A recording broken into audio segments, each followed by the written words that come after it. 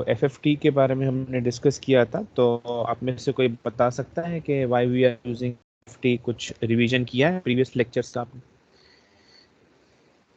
जी sir, FFT DFT find करने के लिए यूज करते हैं। Very good. जी सर, एक कन्वीनियंट मेथड है और इजी मेथड है, इसलिए। Yes, it is one of the most efficient method or algorithm to calculate the DFT of any sequence. So if you divide FFT, there are two kinds of approach. I'm just refreshing everyone that what we have studied in our physical classes, last physical class. So FFT को if you divide the approaches of FFT, there are two approaches. One is decimation in time and other one is decimation in frequency. And we were discussing the decimation in time. We actually, what we are doing, we decimate or break up the time into minimum of 2. If it is radix 2, then we have to break the sequence into minimum of 2 half length of DFT. And if it is radix 4, then we have to break up to the minimum of, अगर ये radix 4 होता तो हम कहाँ तक breakup करते?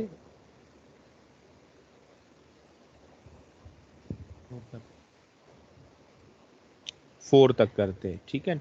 तो सबसे मोस्ट इम्पॉर्टेंट जो है हमने डिस्कस किया था कि मोस्ट कॉमन जो DIT में जो अप्रोच है, it is radix 2, which is also known as divide and conquer approach. Why we call it divide and conquer? Because the main objective of the division of the larger sequence of DMT into the smaller sequence, into the smaller size, to divide the sequence so that we can efficiently calculate its DFT.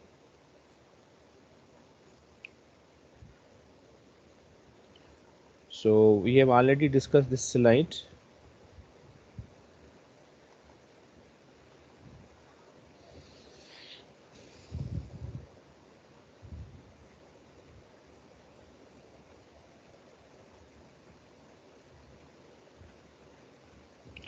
Now coming to this graphical representation, and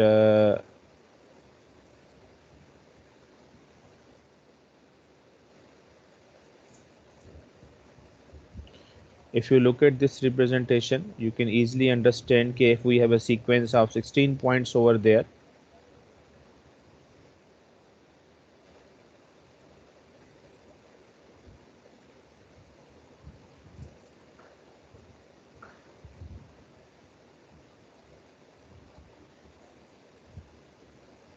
if we have a sequence of 16 points over there, and we have to use the radix 2 approach, which is basically known as divide and conquer approach. And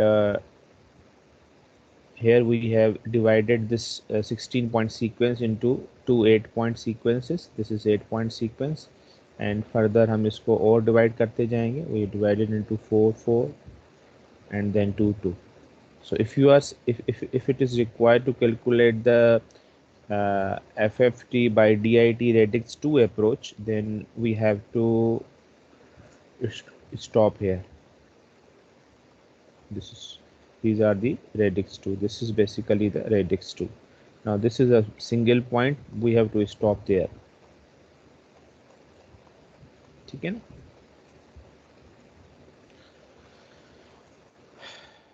अब फिर हमने उसके बाद हमने एक butterfly diagram discuss किया था, and we have discuss how you can develop this butterfly diagram from this equation.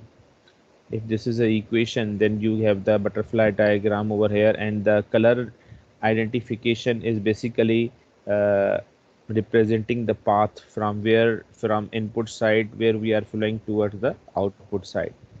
So if you can see the equation 1 over there, this is f of 0 is equal to x of 0, and this is twiddle factor W20 x1. So if you can see over there, this is your f of 0, this is your output, and how many paths are there? One is there, This is x0, which is indicating over there x of 0, and one is x of 1, which is multiplied by this twiddle factor, which is w20, and it will be here. And हमने पहले भी discuss किया था कि this point is considered as an adder.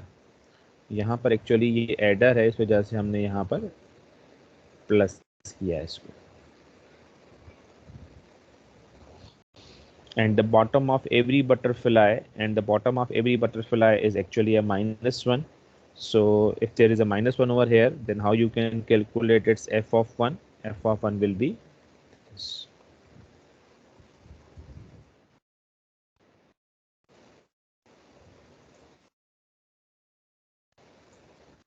Clear? Yes, sir. This is all we have discussed in the physical class. I'm just going to refresh this so that we can move forward.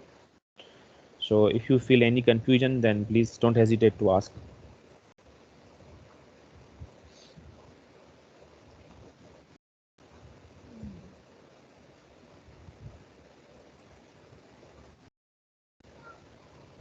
So what you have to understand how we can develop the butterfly diagram from this equation.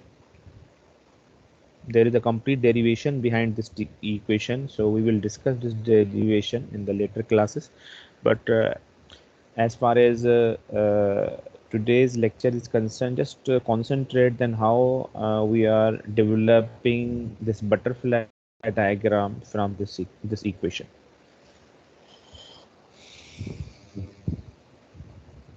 So coming to the next slide. So if you want to create so this one is for the 2-point DFT. This one is for the 2-point DFT. How do we know this is 2-point DFT? Because there is 2 inputs over here. It's a 2-point DFT. So what about the 4-point DFT? 4-point DFT, it means here we have to develop a 2-point butterfly diagram. So here is this is one, this is second.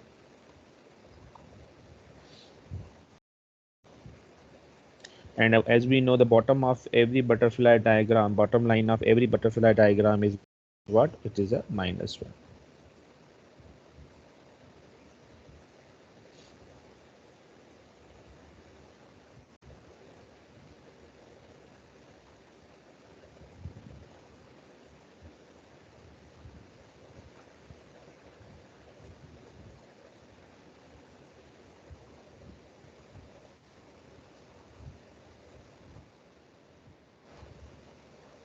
So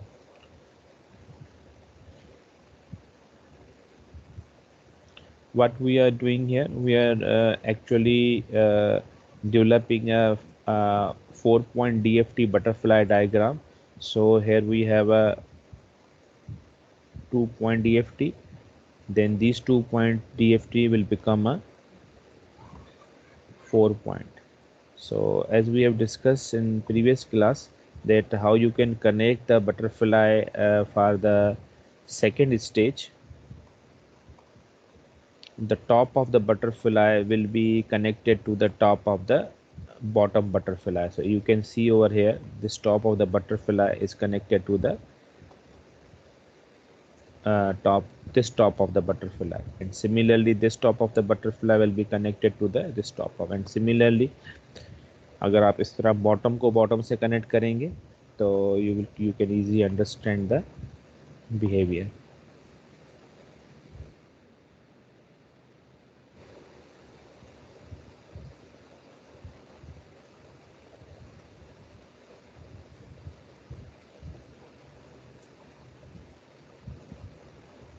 Yes, yes 36 मेरी आवाज आ रही है आपको? Yes sir, आ रही है आवाज. अच्छा, ये मैं जो लेक्चर्स हमने जो लास्ट जो हमारी फिजिकल क्लास हुई थी उसमें हमने डिस्कस किया था, तो उसका मैं थोड़ा सा इसको रिव्यू कर रहे हैं हम इसको, फिर हम आगे मूव करेंगे. तो if you feel any kind of confusion तो please ask me so that I can move forward. So any confusion? No, sir.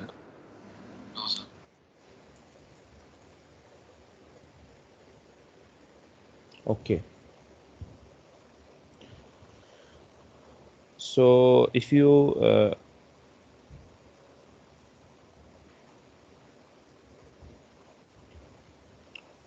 putting all the parameters over there and calculate the final butterfly diagram for 4-point DFT, then here is a diagram.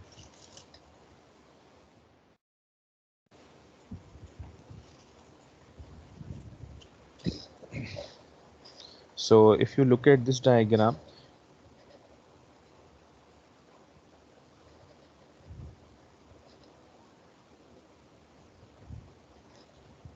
if you look at this diagram, what we are doing, we have to divide 4-point DFT into two point DFT, and these are the two 2-point DFT. This is the same diagram in the as we have discussed in the previous this diagram. So as you can see, the bottom of every butterfly, if you can see, this is the butterfly over there, this is the butterfly. The bottom of every butterfly is -1, and as far as this butterfly, this is also a -1 over there. So if you can see the inputs, there are even over here 0 and 2 and 1 over 3. So we break up into this diagram, and the outputs are A, B, and C, D. We have to develop the equation with respect to A, B, and C, D, so that we can calculate the outputs F0, F1, F2, and F3. So this is actually the completed input butterfly. So how many stages are there? Sheet number 4, how many stages are there? There are 3 stages. Again, look at the diagram. Sir मैं समझा आप steps की बात करें, stage तो sir 2 ही। हाँ, आप क्या समझ रहे थे? सर मैं समझ रहा था कि आप पूछ रहे हैं स्टेप्स कितने हुए। अच्छा। So there are actually 2 stages, and the number of stages can be easily calculated by depending upon the how many DFT points are required. So here we have 4-point DFT. So it means that there are 2 stages. If it is 3-point DFTs, then how many stages will be there? Oh, sorry, 8-point. If we have a 8-point DFT, then how many stages will be there?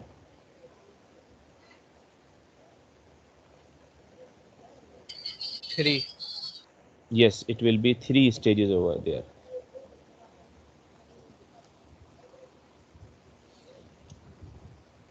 How it will be 3? There will be four pairs of 2-point DFT. Then these 4 pairs can be connected into 2 pairs of 4-point DFT, and then it will be merged into the third stage. So there will be the next diagram, so that we can easily understand. So ये diagram clear है, कोई इसमें confusion तो नहीं है? No sir. अच्छा, बहुत सारी बुक्स में जो है, जब हम 8-point DFT कर रहे होते हैं या 16-point DFT कर रहे होते हैं, तो वहाँ पर आप थोड़ा सा गौर करेंगे, अगर आपने कहीं बुक में इसको स्टडी किया है, तो बहुत सारी बुक्स में ना, यहाँ पर जो है ना, ये जिस तरह ये W20 मेंशन किया हुआ है, और यहाँ पर W40, और यहाँ W14 मेंशन किया गया। अच्छा, अब यहाँ पर जो मेंशन करने का क्राइटेरिया है, द क्राइटेरिया इज दिस के as we are having 2-point DFT over there, then I have to mention W20 because it is a 2-point DFT, it is a 2-point DFT. And if it is 4-point DFT, then we have to mention 4 and 4. And further, if it is extending further towards 8-point, then it will be the Friedel factor will be W80 and W81, W82, and so on. So we have to follow either this standard or another standard that if it is required to calculate the 4-point DFT, then you have to mention everywhere 4 over there. यानी यहाँ पर आपको हर जगह पर आप 4 mention कर दें, which is more easier approach to eliminate the confusion, कि आपको कंफ्यूजन ना हो कि यार यहाँ पर क्या हो रहा है। तो आपको if it is a 4-point DFT, then every twiddle factor subscript is 4, so it will not create any confusion. So it's up to you, if you understand कि अच्छा मुझे स्टेज वाइज मेंशन करना है तो आप स्टेज वाइज मेंशन कर सकते हैं। अगर आपको ओवरऑल ही मेंशन करना है कि ओवरऑल ही आप जो है 4-point DFT कैलकुलेट कर रहे हैं, तो आप कहाँ पर 4 को भी मेंशन कर सकते हैं। क्लियर? सर ये जो हमारे पास W04 आ रहा है और W14, सर ये हमें किस तरह से पूछ लेंगे कहाँ 0 है कहाँ 1 है? एक्चुअली होता ये है कि इसके पीछे जो बैकग्राउंड है ना, जिस तरह अगर मैं आपसे कहूँ कि ये इक्वेशन है ना, अभी तक जो हम स्टडी कर रहे हैं ना, अभी तक मैं सिर्फ आपको ये बताना अभी तक मैं आपको जो एक्सप्लेन कर रहा हूँ ना, मैं एक्सप्लेन इस चीज़ को फोकस करके कर रहा हूँ कि ये इक्वेशन है, इस इक्वेशन से मैंने ये बटरफ्लाई डायग्राम बनाई है। ठीक है ना?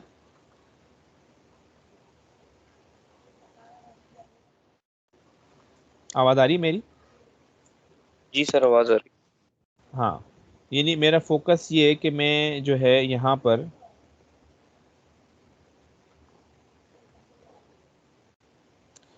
What I am trying to explain के यहाँ पर जो इक्वेशन है, ये दोनों इक्वेशंस हैं, इसको कंसीडर करते हुए हमने यहाँ पर ये बटरफ्लाई डायग्राम बनाई है। अब डेफिनेटली इस इक्वेशन के पीछे एक पूरा बैकग्राउंड है, इसके पीछे एक पूरी डेरिवेशन है। अब जब तक हम वो डेरिवेशन अंडरस्टैंड नहीं करेंगे, तब तक हमें इसका बैकग्राउंड पता नहीं चलेगा कि W2 0 क्यों आ रहा है और ये माइनस की साइन क्यों आ रही है। तो इसकी पूरी डेरिवेशन है, वो मुझे आपको करवानी है, वो मैं इंशाल्लाह करवाऊंगा आपको सारी डेरिवेशन, जिसमें ये सारा आपको अंडरस्टैंड हो जाएगा कि ये बेसिकली, जिस तरह अभी हमारे जहन में ये क्वेश्चन आ रहा है कि सर आप ये सिर्फ -1 यहाँ क्यों दे रहे हैं, ठीक है ना, या W4 1 आ रहा है, W4 0 या आ रहा है, W4 1 आ रहा है। तो ये सारी की सारी चीजें ना उस इक्वेशन से क्लियर हो जाएंगी आपको।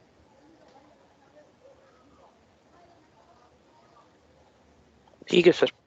ठीक है ना? वो असल में होता ये है कि जब भी आपको किसी भी 4-point, for example it is the 4-point DFT, तो जब 4-point DFT का हम मैथमेटिकली जो समीशन वाला फार्मूला अप्लाई करके हम सारा उसको एक्सपेंड करते हैं मैथमेटिकली, तो जब मैथमेटिकली करते हैं तो हम क्या करते हैं कि उसको ग्रुपिंग कर देते हैं। ग्रुपिंग का मतलब ये है कि हम इवन वाले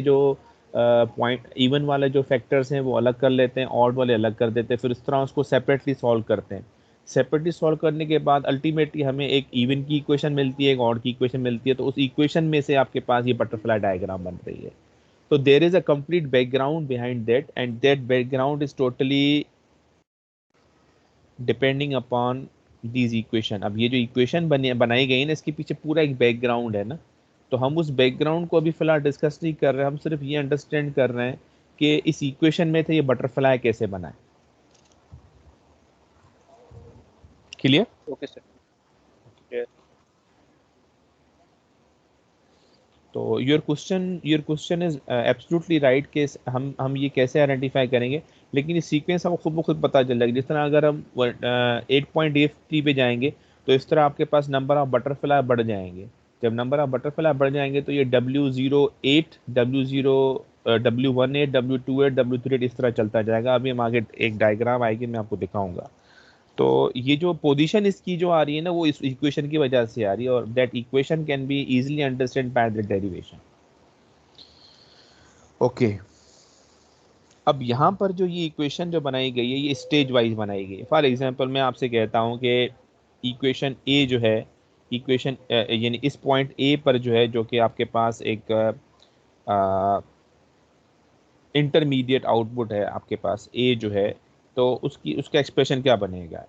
उसका ये एक्सप्रेशन बनेगा। कैसे बना ये एक्सप्रेशन, आप इजीली देख सकते हैं कि यहाँ पर आपके पास ये x0 आ रहा है, और x2 में आपके पास क्या आ रहा है, W20 x2 आ रहा है। तो यहाँ पर आप देखें कि यही चीज़ आ रही है। क्लियर?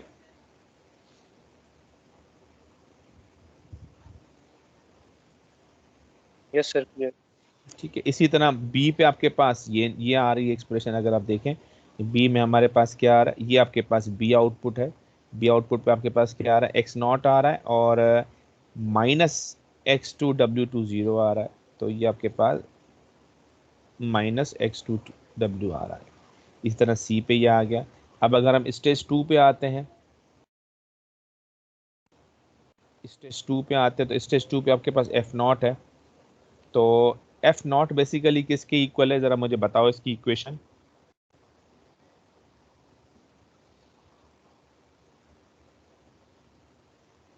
एफ नॉट की इक्वेशन सर क्या ए बनेगी? ए ए प्लस एक्स जी, वन एक्स नहीं वन x1 कहाँ प्लस से आ गया? ए सर प्लस वो ए एफ प्लस नॉट नहीं, F not is equal to A plus CW01। CW01। Very good. इसको मैं इरेज करता हूँ ताकि ये चीज़ क्लियर हो जाए।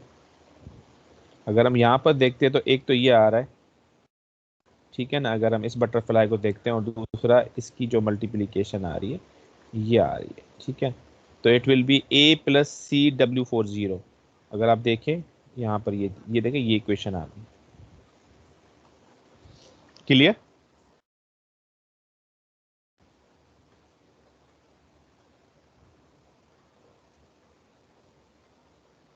जी क्लियर है सबको ये इक्वेशन कैसे आई?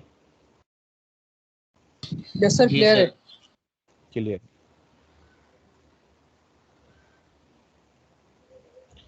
इसी तरह अगर आप F1 का देखते हैं, अगर F1 की अगर हम बात करते हैं तो F1 में आपके पास क्या क्या आ रहा है? F1 में आपके पास B आ रहा है और क्या आ रहा है, DW41 आ रहा है, BW41 आ रहा है। इसी तरह आपके पास F2 में क्या आ रहा है? F2 में आपके पास A आ रहा है और A के साथ क्या आ रहा है?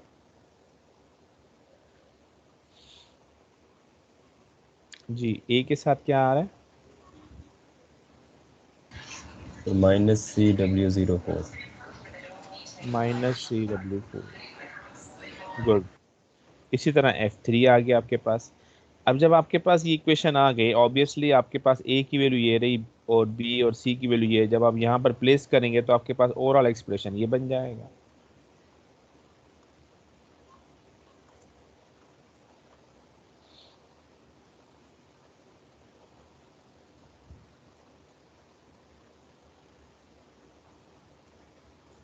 क्लियर? जी जी sir sir clear. Yes sir.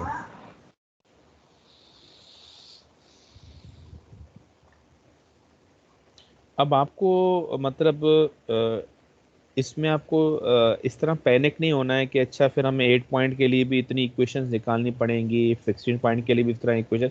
तो हमें इक्वेशन ही निकालनी है। We have to solve the problem by using the butterfly straight away. हमें इसको बार बार इस तरह लिखने की ज़रूरत नहीं है। It is only for understanding कि बेसिकली हो रहा क्या है। तो आपके पास यहाँ पर अगर हमने ये अंडरस्टैंड कर लिया है तो अब इसके हम एक एग्जाम्पल कर लेते हैं जिससे ये बहुत ज़्यादा आसान हो जाएगा आपके लिए कि बेसिकली क्या हो रहा है।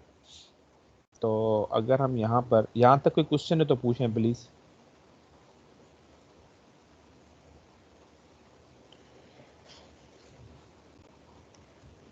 कोई क्वेश्चन नहीं है? No sir.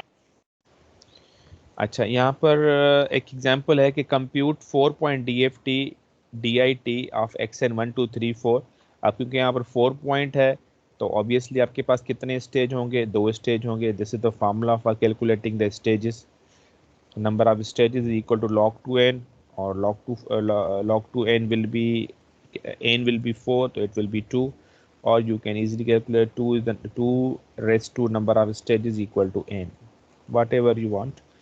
तो आप इसको आसानी से इसके जो है नंबर ऑफ स्टेजेस मालूम कर सकते हैं। अब ये डायग्राम जो है बनाइए यहाँ पर। ऑब्वियसली यहाँ पर आपको जो अच्छा ये चीज़ बड़ी इंपॉर्टेंट है, मोस्टली स्टूडेंट से मिस्टेक होती है कि वो सीक्वेंस को यानी यहाँ पर x0 x2 x1 x3 तो लिख दिया लेकिन सीक्वेंस एज इट इज़ 1 2 3 4 लिख देते हैं। तो don't get this mistake. x0 is 1, x2 is 3, because यहाँ पर आप देखें इस सीक्वेंस में x2 क्या है, x2 की वैल्यू क्या है यहाँ पर इस सीक्वेंस में?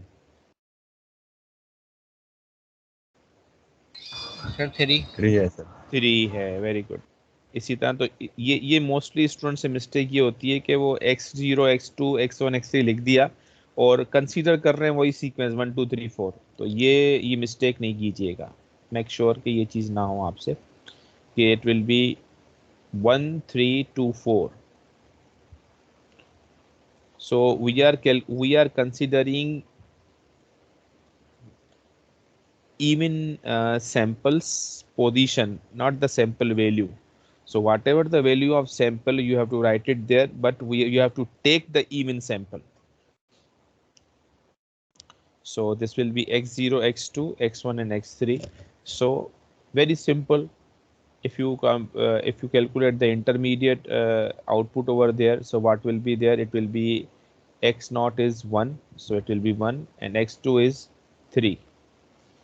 तो x2 is 3, तो it will be 1 plus 3 equal to 4. अब आप कहेंगे सर W20 कहाँ चला गया? पिछली डायग्राम में W20 था, पिछली डायग्राम में W20 था सर, ये कहाँ चला गया ये वाला?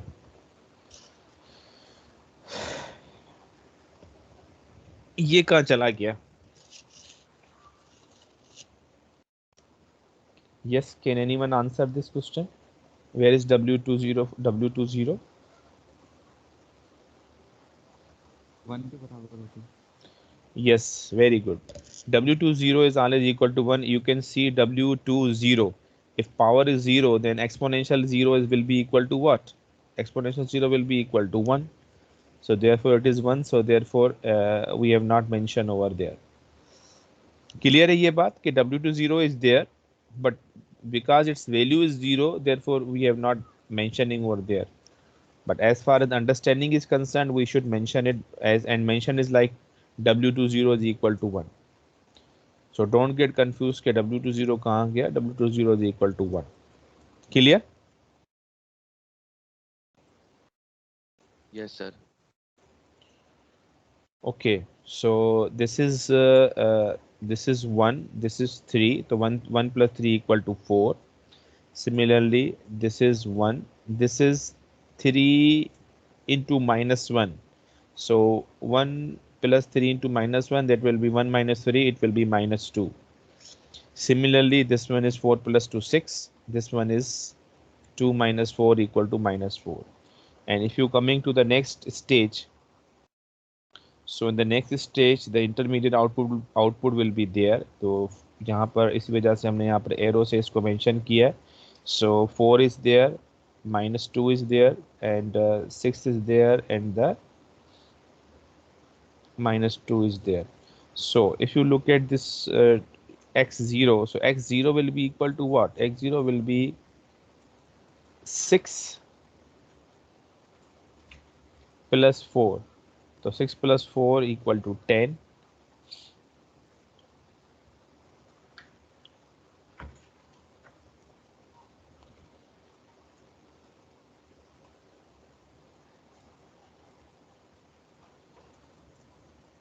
And this will be x1 will be minus 2 plus sir 2j. ये जी बोलें. सर ये आपने x1 में 4 प्लस 2 लिखा है ना, ये x3 पे 2 प्लस 4 मतलब 2 क्यों लिखा गया है? जब वहाँ पे 4 है तो यहाँ पे 2 क्यों नहीं? क्योंकि अगर हम फर्स्ट स्टेप्स देखें तो इसमें 1 मेंशन है 1 प्लस 3। अच्छा, मुझे एक चीज़ बताएं, क्या फर्स्ट स्टेज की बात कर रहे हो, सेकंड स्टेज की? सेकंड स्टेज सेकंड स्टेज में आप आउटपुट x नॉट की बात कर रहे हो, x1 की बात कर रहे हो. अब x1 में आपके पास x1 में क्या आ रहा है? x1 में आपके पास यहाँ पर अगर हम इसका फ्लो अगर अंडरस्टैंड करें, इसका फ्लो एक तो ये आ रहा है और दूसरा ये आ रहा है. ठीक है, इन दोनों को मुझे ऐड करना है. ठीक है, ये ऐड करना है. तो यहाँ पर क्या आ रहा है? -2 आ रहा है, तो ये -2 आ गया. ठीक है, और यहाँ पर क्या आ रहा है? यहाँ पर बेसिकली यहाँ पर अगर आप देखें टोटल फैक्टर था W41. तो आप देखें W41 की वैल्यू क्या होती है? -j होती है. अगर आप प्रीवियस लेक्चर्स को रिव्यू करें तो W41 जो है ना वो -j के इक्वल होता है। अब यहाँ पर हमारे पास -2 आ रहा है, तो if you multiply -2 with -j then it will be equal to what? -2 it will be -2 -j, it will be equal to 2j। यहाँ पर मैंने लिखा हुआ है सारा, देखें ये 2j आ गया, जी ये मेंशन। और ठीक है, अब क्योंकि यहाँ पर ये 2j आ गया और ये -2 है, तो आपके पास जब इनको आप ऐड करोगे तो क्या होगा, -2 + 2j आ जाएगा। सर मैं इसकी बात नहीं कर रही थी, मैं ये उसके प्रीवियस की बात कर रही हूँ। आप इसके साथ देखें, इसी के नेक्स्ट स्टेप आपने x1 में ना इनपुट की बात हो रही है, यहाँ पे 4 + 2 लिखा है।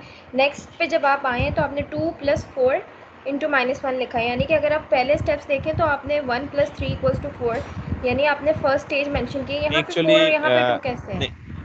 एक्चुअली मैं आपका जो आप जिस पॉइंट पे बात कर रही है ना, मुझे वो सिर्फ बता दे किस पे बात कर रही है, ताकि मैं वहां फोकस करूँ ना। एक मिनट सर लेफ्ट मुझे आप साइड, राइट साइड पे देखें आप, में भी राइट लेफ्ट, साइड पे x2 की बात कर रहे हैं आप?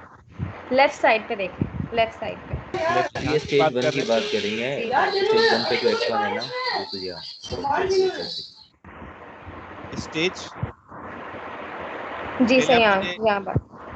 यहाँ बात कर रही हैं आप? जी जी जी अच्छा, हाँ तो आप स्टेज 1 का है ना, मैं तो फिर स्टेज जी 2 पे जी। चला गया। जी जी।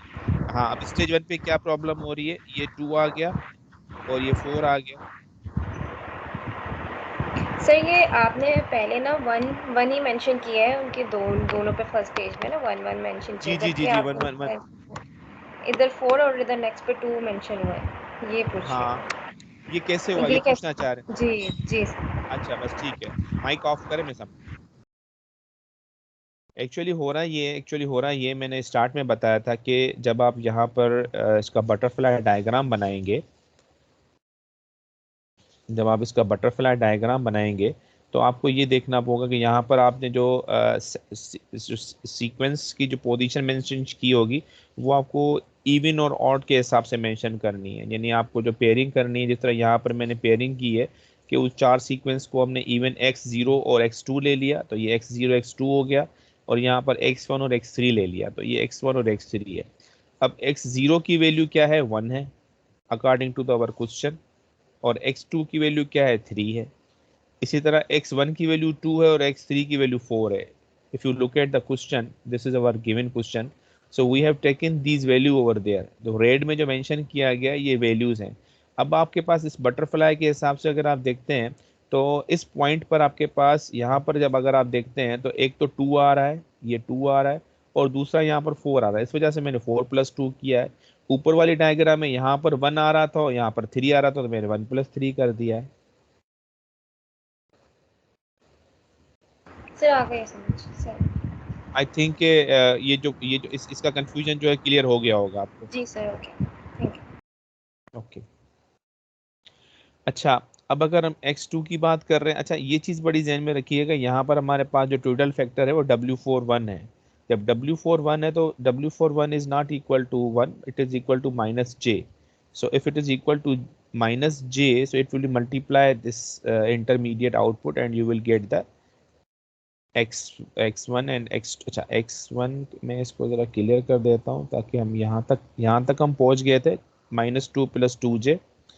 इसी तरह 4 - 6 कैसे आया, यहाँ आपके पास 4 आ रहा है, ये आपके पास 6 है, और क्योंकि ये माइनस यहाँ पर आ रहा है, 4 - 6 इक्वल टू -2 आ गया। और अगेन ये -2 - 2j कैसे आया, this will be -2 and -2j, this minus will be multiply and this will be 2j, it will be -2 - 2j.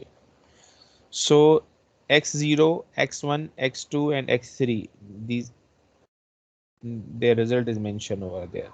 So this is your output.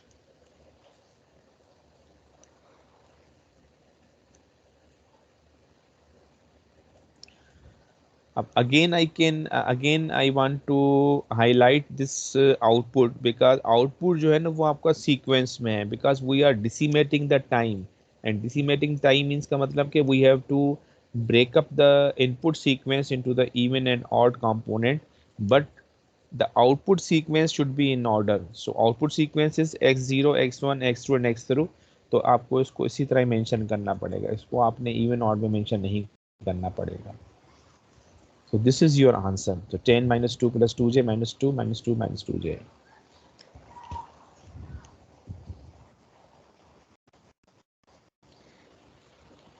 Yes, clear है?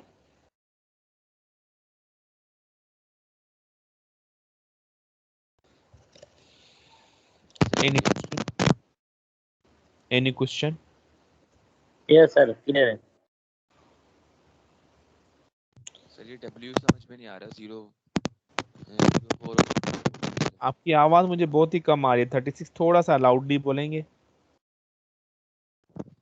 सर ये W समझ में नहीं आ रहा है, जो हम ले रहे हैं 0 4 और 1 4, तो बस यही लेंगे।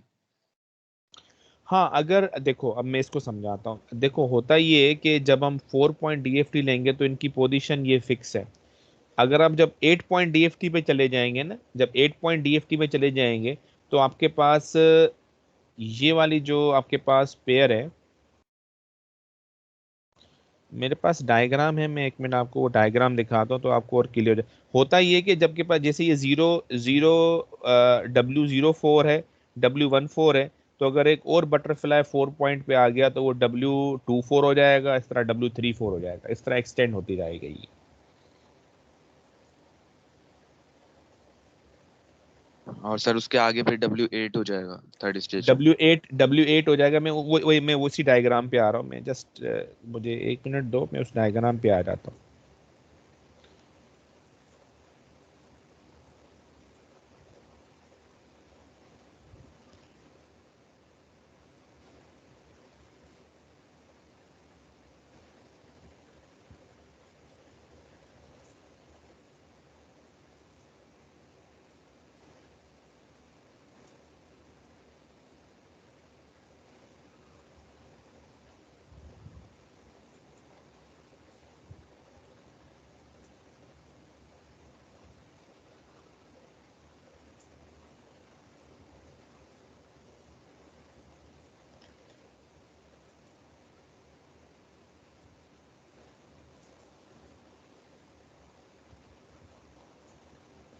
अब ये डायग्राम नजर आ रही है?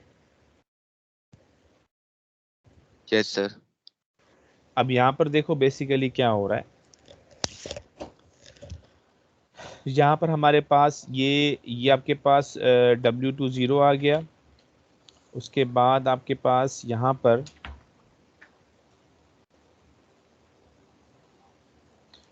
ये 0 और 1, इसी तरह ये 0 और 1, बॉटम ऑफ बटरफ्लाई।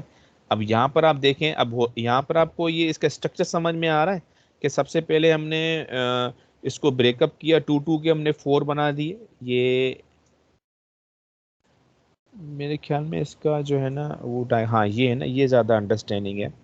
इसमें हमने किया ये कि हमने 2 2 के 4 बना दिए, ये 2 2 के 4 बना दिए, उनको हमने मर्ज किया 4 4 के 2 में, और फिर इन दो को जो है हमने मर्ज किया तो हमारे पास 8 पॉइंट DFT आ गया। तो कितने स्टेज हो गए? 1 2 और 3 स्टेज हो गए। अब यहाँ पर ये डायग्राम क्लियर है? Yes sir clear. ठीक है ना। अब इसमें अगर हम आ जाते हैं, अगर हम 8 पॉइंट DFT में आ जाते हैं तो यहाँ पर इनमें अब आगे अगर आप ये देखें, अगर यहाँ पर गौर करें तो आपके पास यहाँ पर जो बटरफ्लाई का जो बॉटम है आपके पास, यहाँ पर W04 हो गया, ये W14 हो गया, यहाँ भी ये रिपीटेशन हो गया, W04 और W14 हो गया।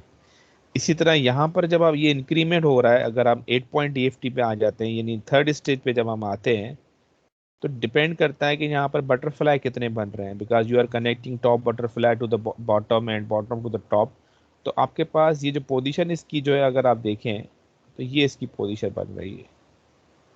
और अगेन मैं ये रिपीट करूँगा कि इसके पीछे एक पूरी डेरिवेशन है। जब तक हम उस डेरिवेशन को अंडरस्टैंड नहीं करेंगे, आप इसकी पोजीशन अंडरस्टैंड नहीं कर सकोगे। अभी तो हम सिर्फ उसकी डायग्राम को डिस्कस कर रहे हैं फ्रॉम द इक्वेशन, और जब हम उसकी जो डेरिवेशन करेंगे तो उससे आपको उसकी पोजीशन का क्लियर आइडिया हो जाएगा। क्लियर? सही है sir. Yes sir. Yes, any other question?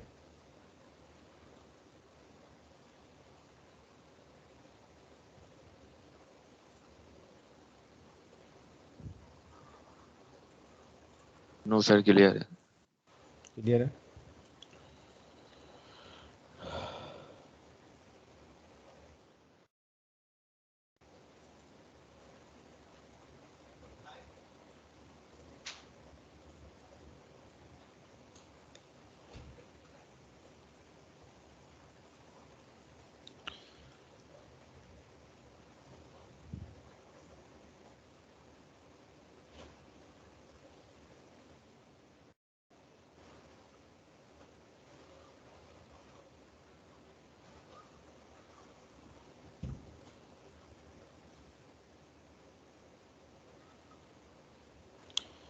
अच्छा, तो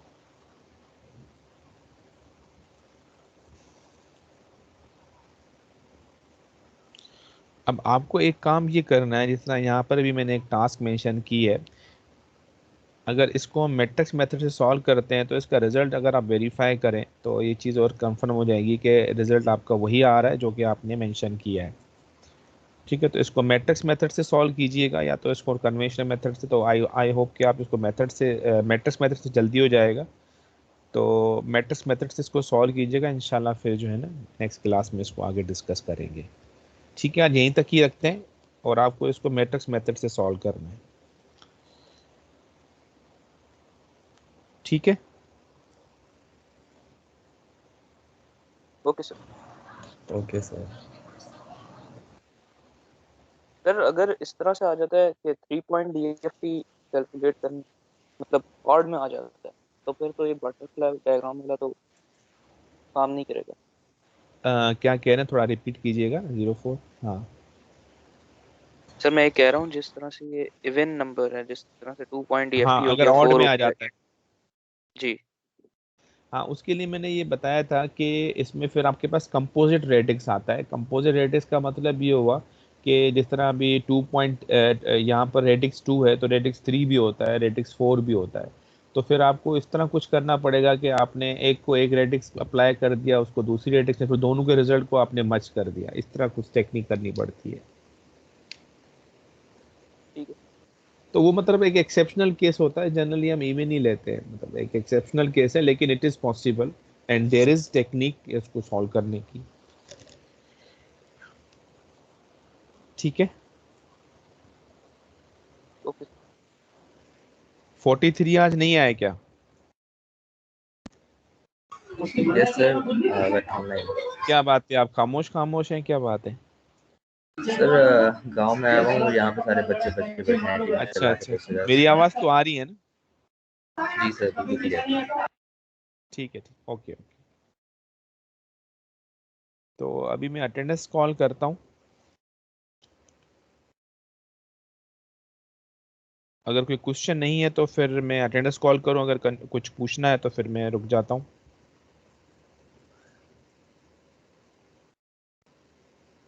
अटेंडेंस कॉल करूँ? यस सर, कॉल करना।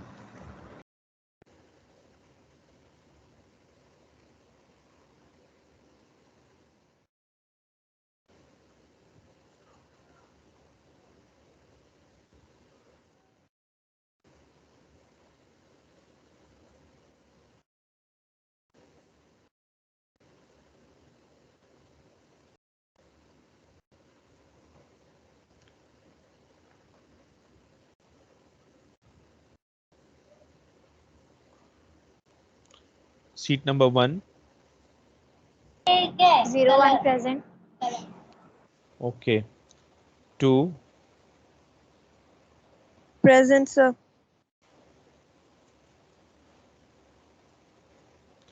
3। Present sir 3। 4। Present sir. 4 okay. 5। 5 present, sir. 7।